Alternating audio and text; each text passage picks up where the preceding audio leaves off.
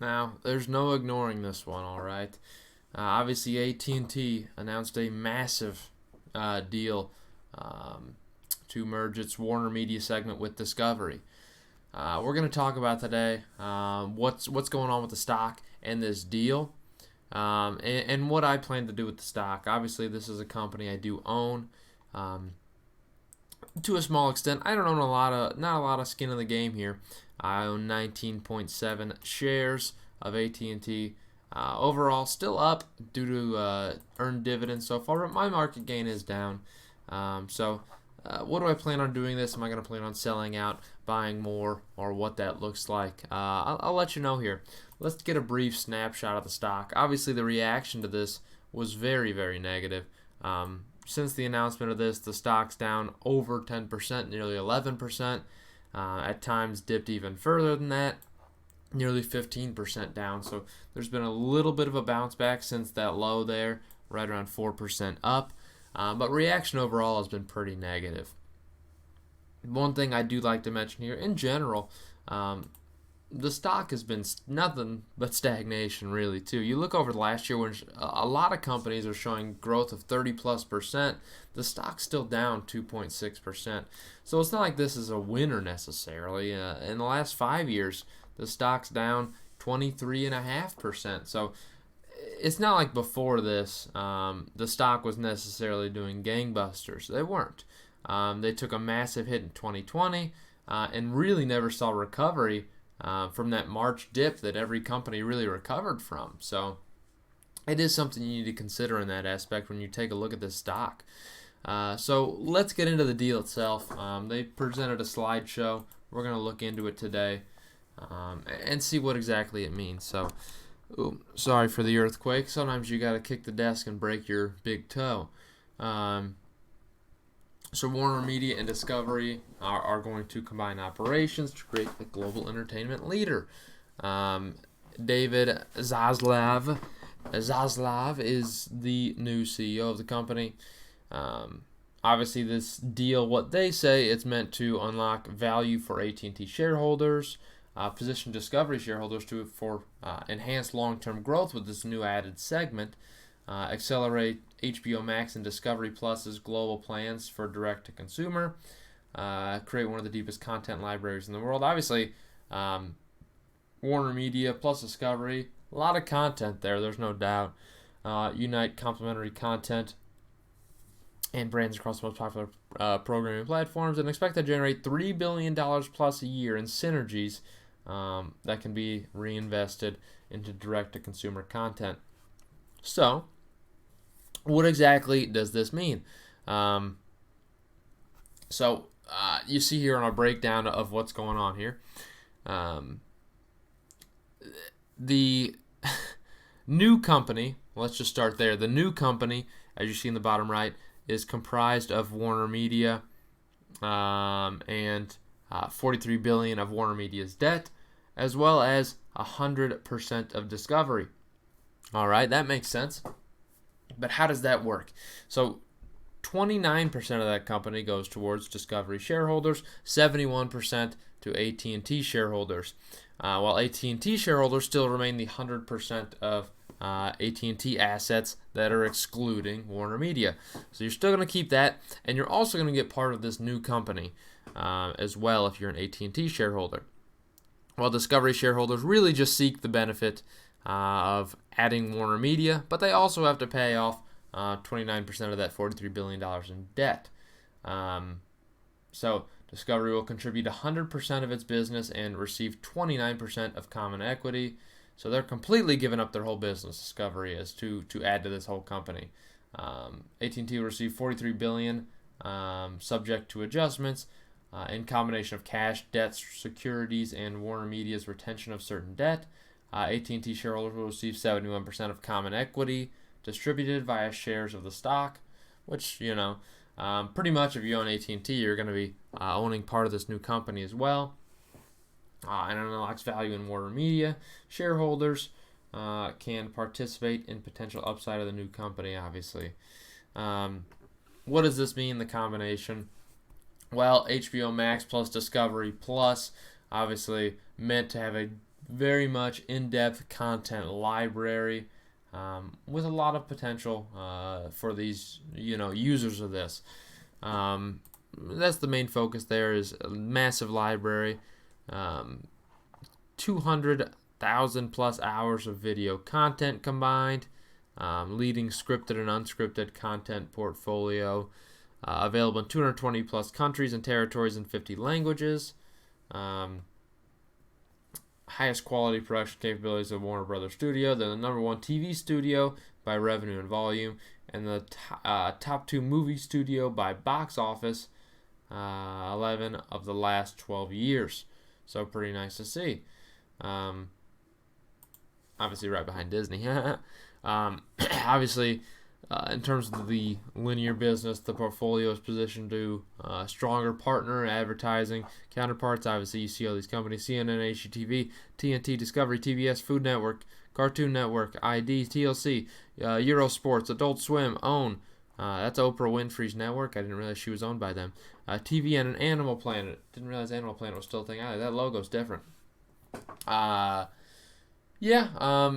Obviously, financial highlights here. They're saying it's a greater scale with $52 billion of expected revenue and $14 billion of expected adjusted EBITDA in 2023. They're targeting 15 plus billion of direct-to-consumer revenues in 2023. Significant synergy. Obviously, you see overall with the expected growth there, what they're expected to do. And deleveraging. AT&T post-transaction. This is what you AT&T shareholders are going to be looking for. Obviously, according to John Stankey, it's the right move for the shareholders. This provides financial flexibility required to be a leader in the broadband connectivity across all the U.S.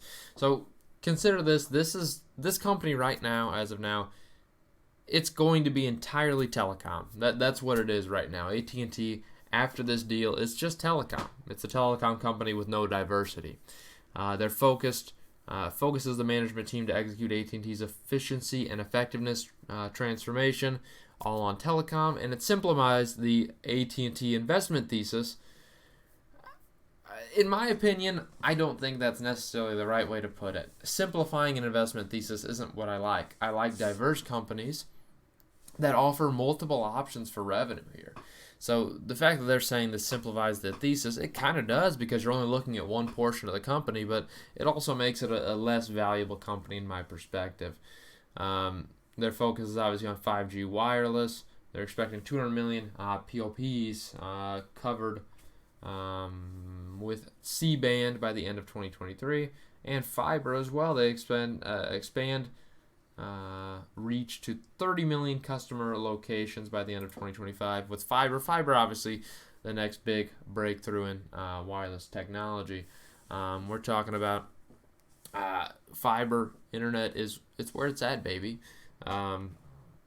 AT&T is obviously the mobility, focus on continued profitable market share gains, invest transformation savings into customer growth and retention. Fiber, they're expecting it to double the total addressable market for fiber, obviously with the new investments of it. Annualized performance of revenue is expected to be low single-digit growth and annualized growth rate. Adjusted EBITDA expected to be mid-single-digit, and EPS to be mid-single-digit as well. But here you see this low single-digit expected revenue growth. Just shows you where this company's at here. It's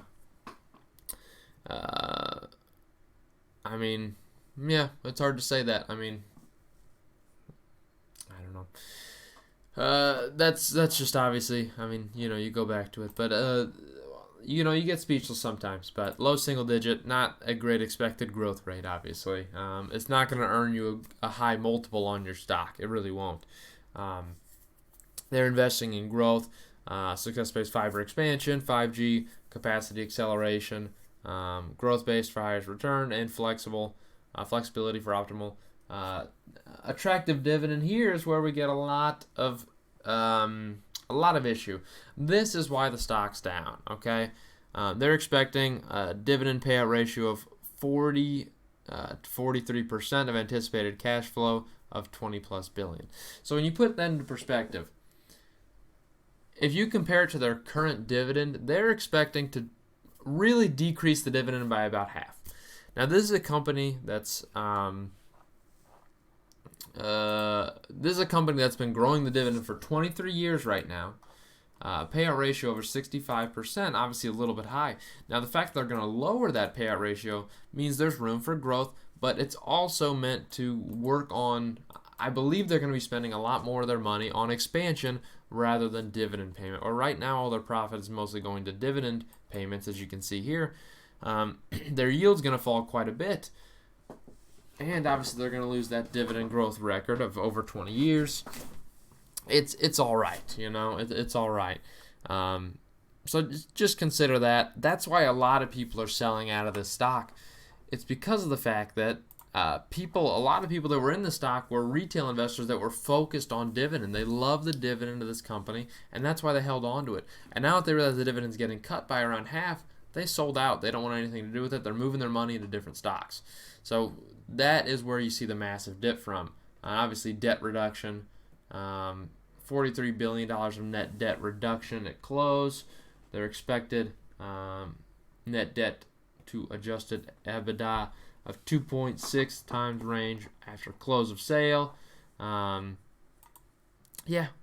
Obviously, then they open it up for a Q&A. Nothing significant after that. So that's the main points of the deal here. As you see, same story here. It just talks about the focus of what's going on there. Now, obviously, we have some things you need to see. How is the general reaction to this? Well, overall, I'd say general reaction from analysts was positive. Normal investors, I think, negative, but analysts positive. You see a lot of this here. Bank of America seeing upside.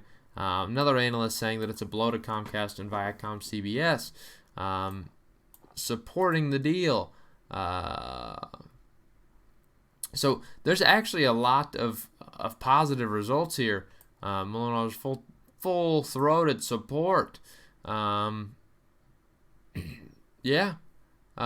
overall, there's actually Raymond James urges buying. UBS, AT&T is a buy. I'm just saying, analysts are reacting pretty positive to this, and I think it's because they talk about the potential for growth at this point. Obviously, they're buying the dip, which is rare to see from analysts. Typically, they just pile on, but analysts are seeing this as a buying opportunity. As the stock has fallen quite a bit, it's time to buy more potentially. So, again, as I say, we look at this main story here is dividend cut, but we see other people doing it too. Look at this right here. Senior EVP and CFO Pascal Desroches is buying, increasing his holding size by 12%. So people are buying this stock. There's no doubt. There's no doubt about it. One thing you need to consider, and again, it's worth looking at, here's by segment, and recently they've obviously divided their segments a little bit. We're talking about just the telecom segment, so that's what's highlighted here in your blue. Have you seen really any sort of growth here? I don't see it, so that's why they're talking about low single-digit growth in the future when they spend more on this. So you need to consider that when you're buying AT&T now, you're talking about a very, very low-growth company that has just decreased their dividend, but obviously, we still look at valuation because it's something I like to do. You look at AT&T right now, valued at a market cap of $214 billion with a trailing PE of 19.23 and a forward PE of 9.5. Overall, this stock is incredibly cheaper than the broad market. I don't think there's any way to put it that way. I mean, that's just what it is. Price to sales at 1.25. So this is a very, very cheap trading stock right now because they're trading at a market cap of $214 billion, and last year they brought in $172 billion. Now, you got to consider they're losing their main revenue growth story here, and that is HBO Max. They're losing that. I think it's crazy. I don't know. I think overall the deal's still crazy that they're losing that segment. In my opinion, I think I'm okay with it, though. I think I'm okay with it. You look at this stock, and it's been nothing but stagnant, even with a growth story in HBO Max. So John Stankey made a move that he thought it was time to do. He decided to get rid of a segment and focus the company on one thing. It's a rebranding story. Which, again, I wish they would be a little bit more diverse, but frankly, I plan on holding my AT&T shares. I think long term there is value in this company, and I think the analysts might have it right on this one, and I typically disagree with them. But I think there was definitely a good buying opportunity. The company's solely focused on what they're doing right now. They can increase profits by a significant margin, which was a struggle, as they cut their dividend. I think there's a lot of potential for uptick here in the future. On top of that, the shareholders of AT&T are going to gain 79% of that new company. So obviously based off of that, which is strictly a streaming play, I'm going to be a big fan of that as well. So I'll keep that one in mind too. But I think overall I'm fine with the deal. I think the stock's trading incredibly cheap. I think the reaction was a little bit too negative because of this. But the company as a whole, I mean, it's going to be a boring one. It's a very boring company. Typically telecom is. But I'm going to be holding my shares. I don't think I'm buying more, but I think I'm going to hold on to my shares. So just keep that in mind. That's my opinion on the matter. Let me know what you think in the comments. I hope you have a great day.